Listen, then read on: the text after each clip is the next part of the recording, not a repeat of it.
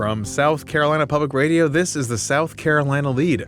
I'm your host, Gavin Jackson, and this episode was recorded on November 10th, 2025 from South Carolina Public Radio Studios here in Columbia. On this episode of The Lede, we take a hard pivot from news and politics to food and beverage. Oh, wow, man. Yes, The Lede is giving out Michelin stars.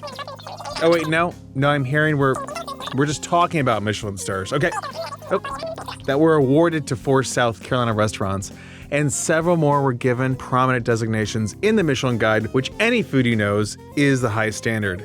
In fact, it's such an important conversation that we had the extreme fortune to talk with Hannah Raskin, one of the South's most preeminent voices when it comes to the South's food, beverage, and dining culture scene.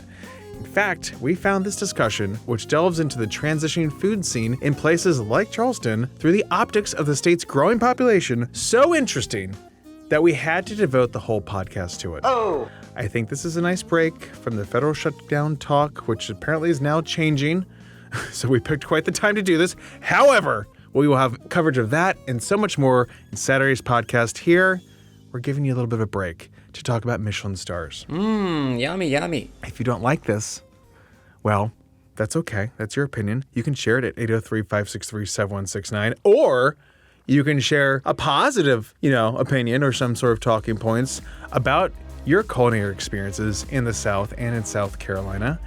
Favorite dish, favorite places to go. Do you think we're losing our culture and our soul? 803-563-7169. I don't have the answers. Maybe Hannah does. Maybe you do. 803-563-7169. It's going to be a fun episode. Trust me, you're going to like the way you look.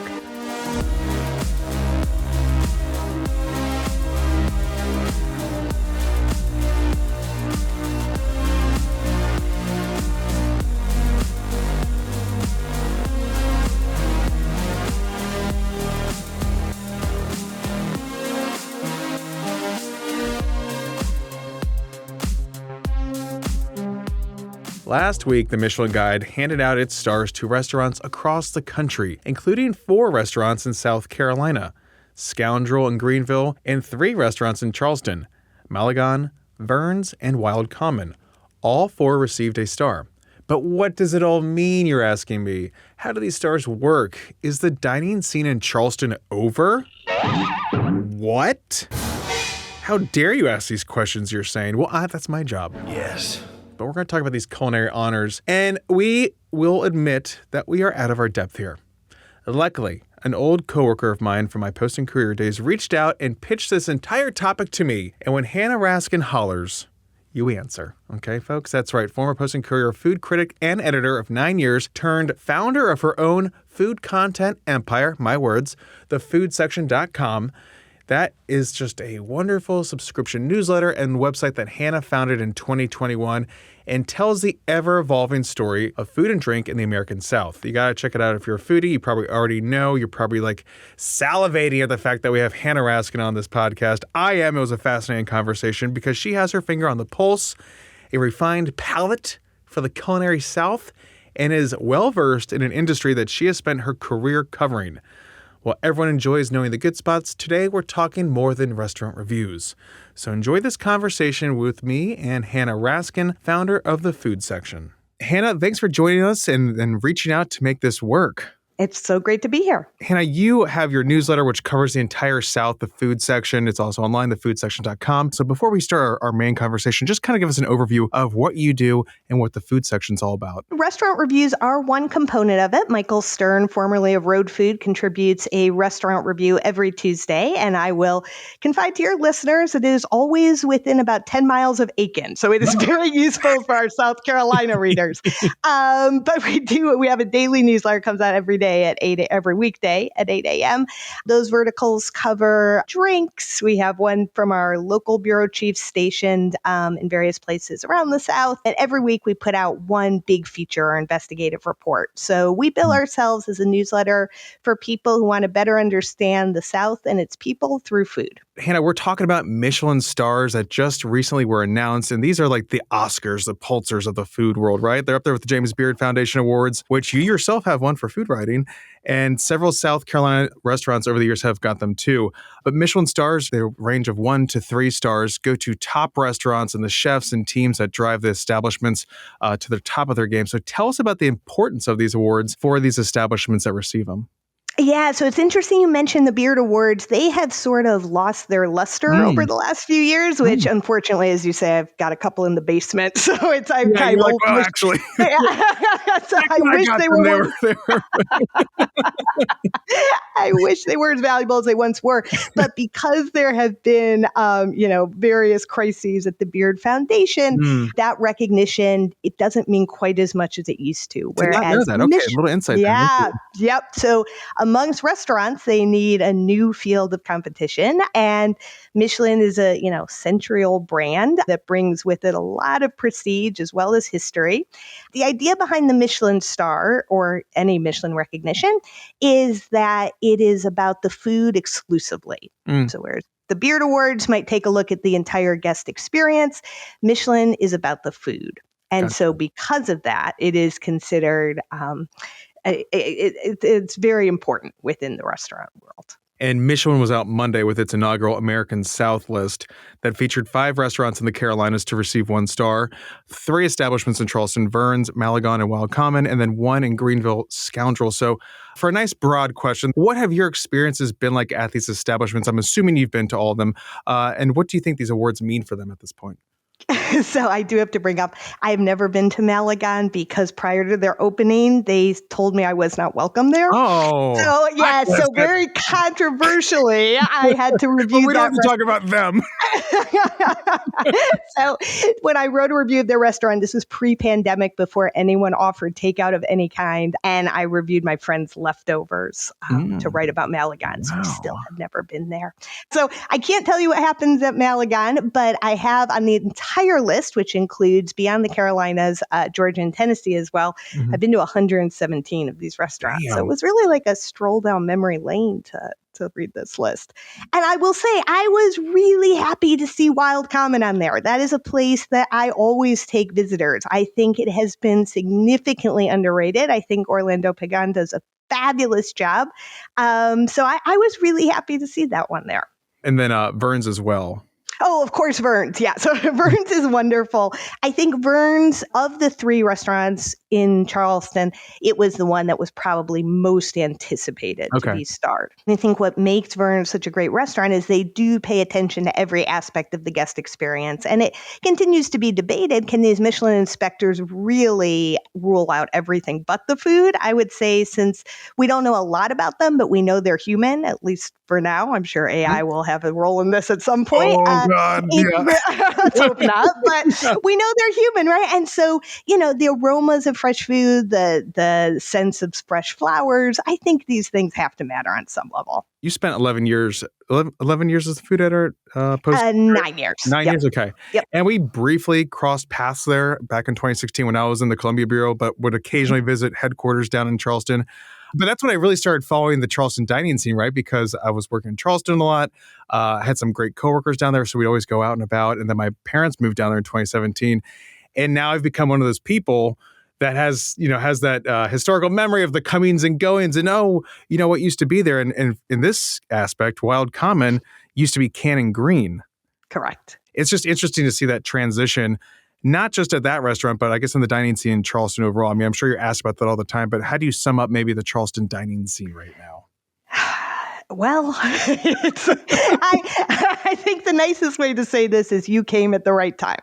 I think if I were to put a date on it, 2015 was sort of the apex of Charleston dining. It was just a really exciting time. We were right. I'd have to, pull the dates exactly, but this was a really exciting time where there had been a succession of really terrific openings. I want to say it was 2012, 2013 that The Ordinary opened, which was kind of the beginning of Upper King. The grocery had just opened. I mean, the chefs who went on to define contemporary Charleston dining were really hitting their stride.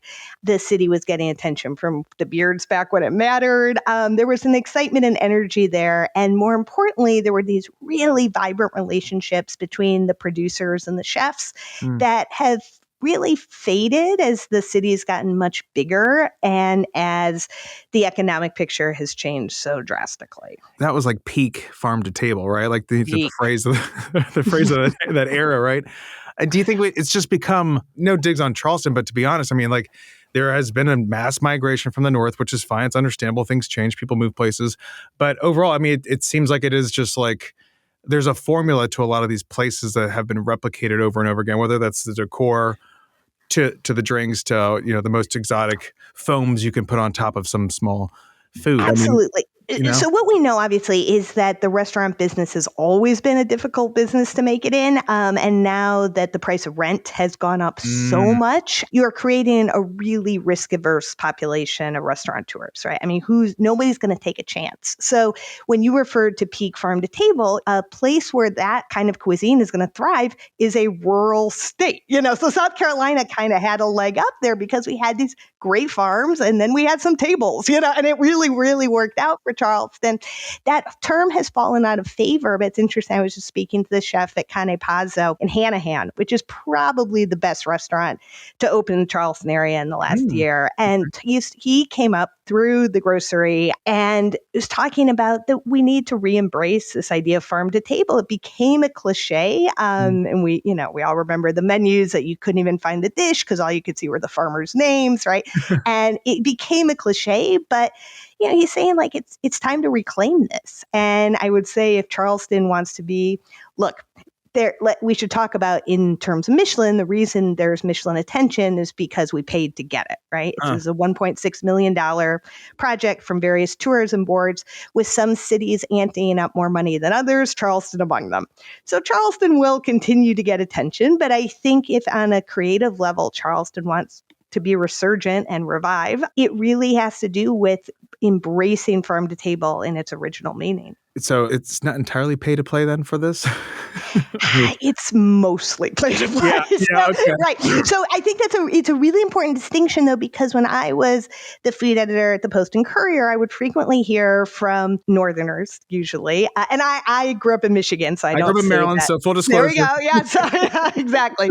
And they would say, well, Charleston can't be all that because it doesn't have any Michelin stars. But Michelin did not send inspectors to Charleston or anywhere else in the Carolinas or anywhere in the South until the money was put on the table to bring them here. But I guess at least at the end of the day, like the food does kind of back up the designation too. So right.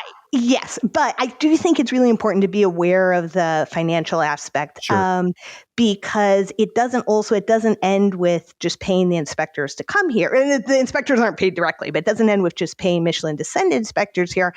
According to a document that was released in, I believe, Orange County in Florida, where the public records laws are very friendly, there is an ongoing relationship in which Michelin is paid to provide like social media content about these restaurants. So it's a pretty, intense financial relationship. And because of that, too, the CVBs are the ones to kind of guide the inspectors and might suggest where they should go. And is that how this Southern list came about, you think? It took all the visitors bureaus banding together to come up with enough money to get Michelin here. Right. So it took $1.6 million. And there for some of the tourism boards, they didn't want to participate. Virginia is not part of it. The reason there aren't any, restaurants on that list in Kentucky is Kentucky didn't pay. It's interesting, too, because it's not just 1, 2, 3 stars. They also have different designations, too, including the Bib Gourmand, which indicates value or great food at reasonable prices. And there was a few of those in Charleston, including Leon's Oyster Shop, Lewis Barbecue, and Rodney Scott's Barbecue. And those are familiar names that continue to get their due. And then there are also recommended restaurants that Michelin describes as, quote, simply a good meal, which I think is like your basic recommendation to folks who are visiting from out of town. And those were in Charleston, too, including Chubby Fish, Fig, Husk, and Lowland. And then in Columbia, Divino Rosso, Motor Supply. And in Greenville, it was Gianna. So at least there's a little bit of diversity there. It's not all like, the fancy dining, the fine dining that everyone kind of maybe sometimes derides. Yeah, there's absolutely a mix. And it's important to keep in mind that literally every restaurant is eligible for Michelin. There's no rule that you have to have white tablecloths on the table or caviar on the menu. As long as you are open and serving food, you are eligible for consideration. But I will say, now that you've just read the recommended list, it is shameful that they didn't give a star to Fig. That is ridiculous. Yeah, I mean, those are Yeah. established places that, Uh, like, you would think, like, if there is any restaurant that embodies what it means to truly. be a starred restaurant, it's Fig. Okay, well, the lead will give them a star, so we'll do They got my star. There's been a lot of press over the years over the blessing versus the curse of a Michelin star and what it carries. What's your take and your read on these stars and their relevancy? Do you see it as more of a blessing or more of a curse? I mean, now that you're talking about this pay-to-play aspect of it, obviously it's a blessing for these folks, but some of these restaurateurs also don't quite like them as well. Right. So let's go over some of the pros and cons. I mean, one thing that's great is there are still diners around the country who were still downgrading the culinary scene in the South. So just the idea that you can go to a Michelin restaurant in Greenville or Columbia, that is going to draw more traffic. It helps on, the convention front, all that. So it's good for the economic picture of our states. That part's good. As you say, it's a lot of stress for the restaurateurs.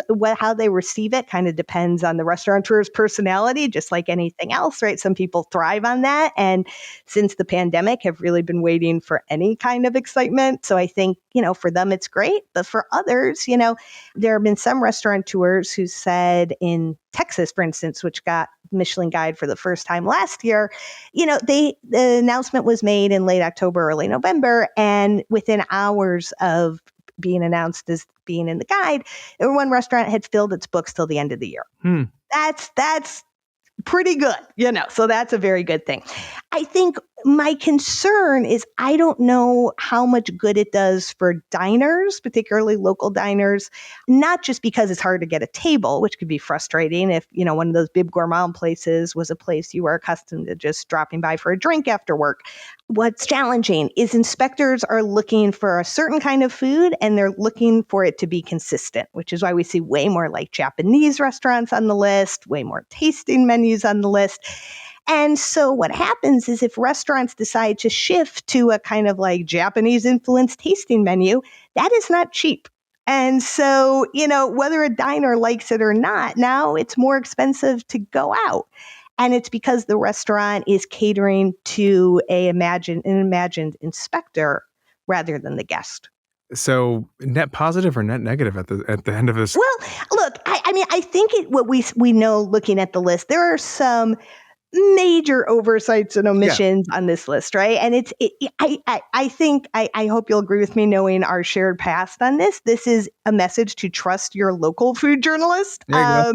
They know more than anyone flying over from France, And so it was so interesting for me on this list.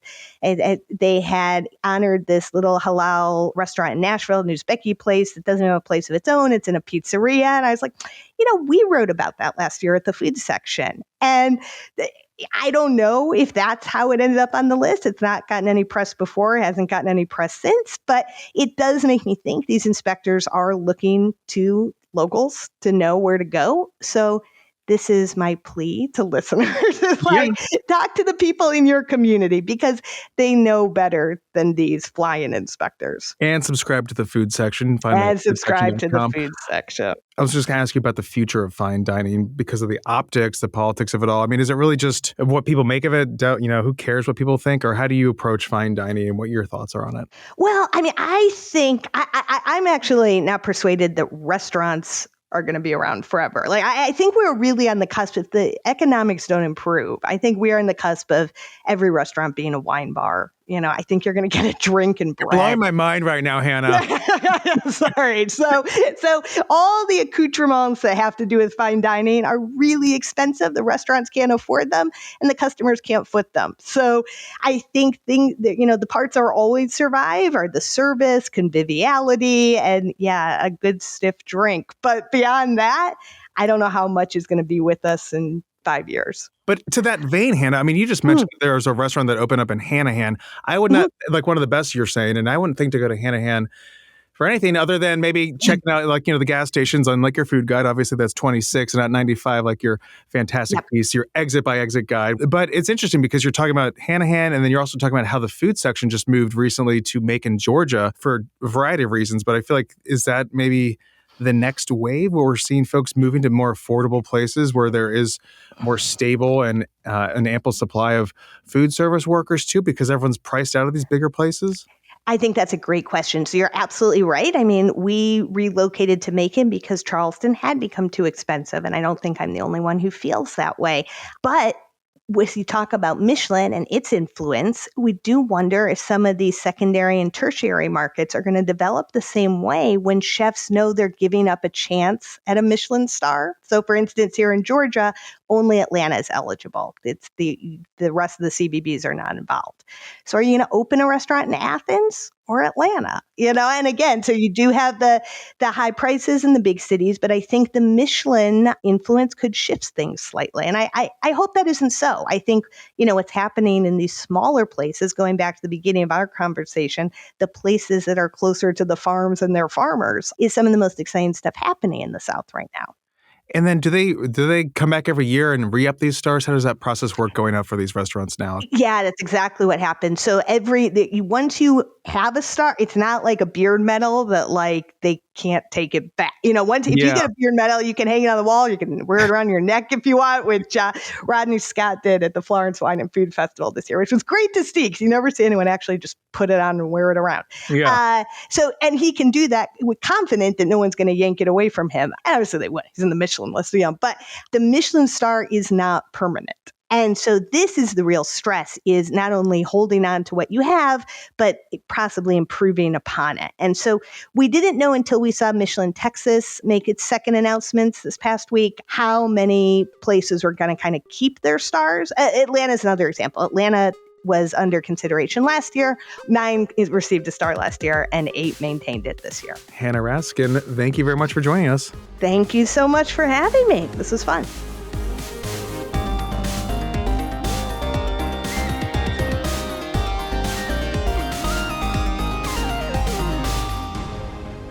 Welcome to the Wind Down section, our little break from the news. We're glad you're here along with A.T. Shire, lead podcast producer. A.T. Hello. Hi.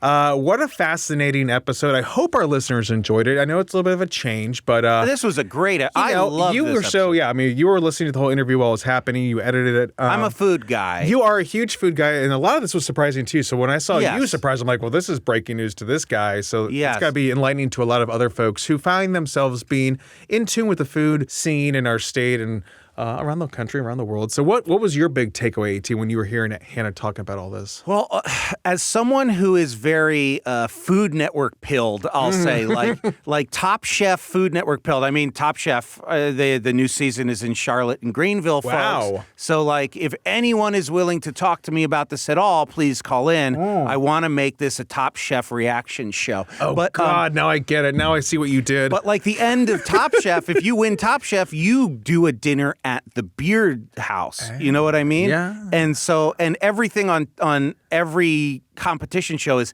they have stars, James Beard Award winner, blah, blah, blah, blah, blah, blah. And so to hear that the shine is sort of fallen off of them and the other one is pay to play is sort of mind-blowing to me, especially coming from someone like Hannah, who has a Beard Award. Yeah, a and couple. She's like, they're in the basement. That's crazy to me. That is absolutely nuts to me. It's literally if we got an Emmy and I'd be like, I don't like him anymore. Turning the whole world that I thought I knew on its ear a little bit, It's very strange to me. And to also hear that I sort of threaded the needle of Charleston is great. My first Spoleto was 2011 or 12. And so I got to be in Charleston for the end and the apex of it. Some would say. Some would say. Many are saying. That's what we're saying. Well, and that's the thing, too. I think it's tale as old as time, right? Like the growth, the excitement, everything's happening. And then you kind of reach your cruising altitude and it's like, oh, well, now things that I used to like are not what they used to be. It still continues to punch above its weight, in my opinion. The food in Charleston is good. I fear that it is changing a little bit like we were talking about. And I think culture and optics of all that, I mean, that was kind of interesting to me that I need to maybe think about, when we talk about so much growth in the state, to look at it through the lens and the optics of food and culture. And are we maintaining? Are we losing? Where's that going at this point? Because I think in some parts of the state, it's been the same old. But then you go to a place where you're in Charleston or you're Greenville, and it's evolving, which is good. But then you're also worried about making sure that you hold on to your roots too, and that's where we find ourselves as a state too. So it's a good little way, a metaphor in a sense. The idea of the places catering towards the Michelin. You've guys. Always had an issue, just like the pizza guys you're talking about. I mentioned to Hannah off record that. Just like people are talking about, okay, the Michelin guides are coming in, and so they're going to cater the restaurant and their menus to them. The bar stool, whether you like them or not, the bar stool guy is like the pizza guy, right? And now pizza across the country, instead of being regional and unique to an area, it is becoming homogenous, catered to this one guy's palate. And whether you like Barstool or not, that is just an alarming idea to me. That like, okay, Charleston was this inventive food scene that was sort of breaking the mold and changing things. And now it's sort of settled, like Gavin said, on this cruising altitude of just like, okay, you have a place that's a blank and blank is the name, right? It's the farmer and the Dell or something. You know what I mean? Yeah. Because I only have children's nursery rhymes going around in my head. And then they just have an eclectic fusion menu. Okay, that it doesn't say it's from Charleston to me. It could be anywhere in the country, you know? As opposed to like when Husk first opened, Husk was Southern cooking done refined, you know? And I don't know if we have that as much anymore. Yeah, I mean, and maybe it's become more mainstream and everyone's doing it too. Like, it was interesting to hear about the whole conversation about farm to table because you don't hear that term as much as we used to. I would love to have that come back. And I think it's there. Maybe it's just become more understood. Maybe it's just part of the scene, but I think it's not as like, it wasn't in your face as much as it used to be, which is maybe good because maybe it's just what it is now. They were expected. Just, when they listed the whole all the shrimp, farms, I mean, look at the shrimp debate. Shrimp debacle. Shrimply the best. Shrimply the best. Yeah. That was a crazy thing, but I think that's where we are now too, where we're doing DNA testing. Is this shrimp actually from sea to table? That's insane to me. I think a big thing that Hannah didn't mention because she's probably too nice though is that the Charleston scene peaking and then sort of maintaining or dipping just a little bit directly correlated to the invasion of the people from New Jersey. Sure. And like we talked about, like we're all transplants. It's just people like me. And it kind of comes back down to like we've talked about before, like in terms of assimilation and how you treat where you're in your new home versus, you know, how it treats you. And I think for the most part, it's kind of, I'm optimistic that people are maybe trying to engage on that level and not bring too much of what we do back home, how we do it back here. The bagels are no good. There are no bagels here. Like, yes, that's always going to be the case. And it's not saying like, oh, there's nowhere good to eat in Charleston. That's not true. The food is amazing. It's become one of those, amazing. I mean, it has really solidified itself in the rankings of the culinary South with like your New Orleans is like, yes, a lot of places you could probably say have maintained their cruising altitude in New Orleans, but they become those places that you want to go visit and have a meal at. So you want to do a rank? Negative. You want to do a Charleston rank?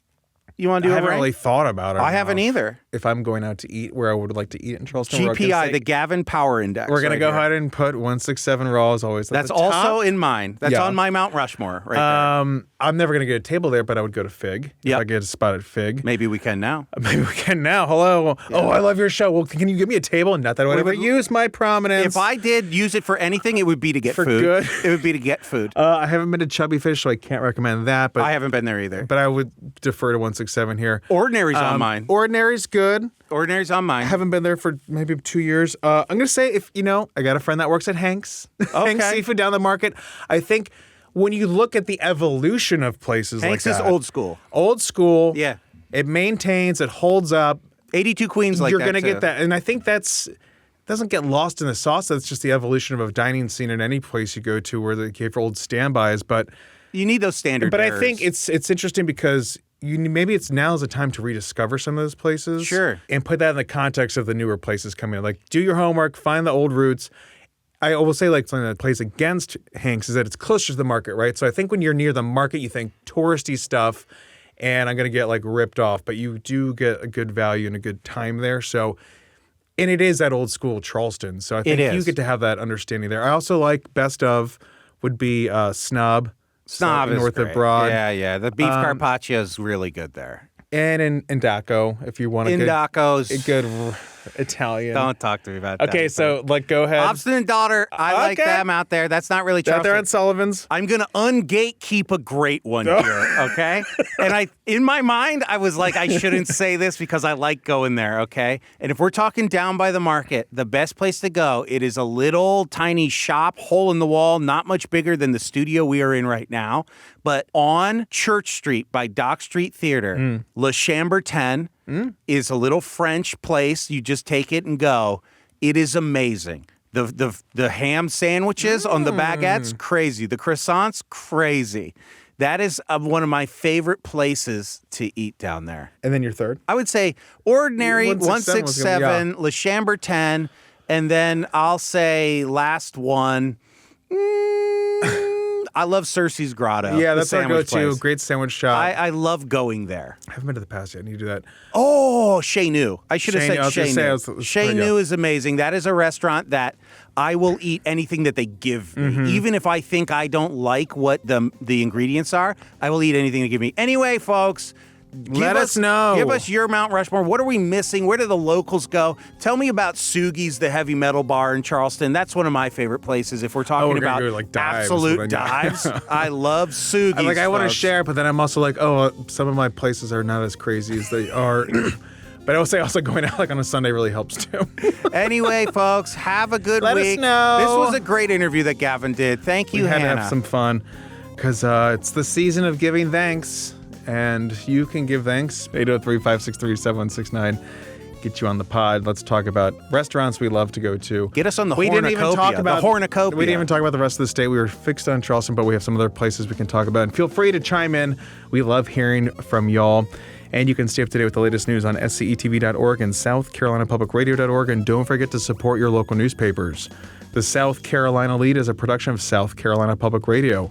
Our producer is A.T. Shire. Amy Crouch is our supervising producer. Sean Birch is our executive producer. This podcast is produced with support from PureX and is made possible in part by a grant from the John S. and James L. Knight Foundation, as well as listener contributions to the ETV Endowment of South Carolina. For the South Carolina Lede, I'm Gavin Jackson. Be well, South Carolina. If we had high-speed rail, I'd be more of a choo-choo boy. Sure. If I can get a cooled steering wheel after the sun's been beating down on that bad boy, I'd do that. It's fine.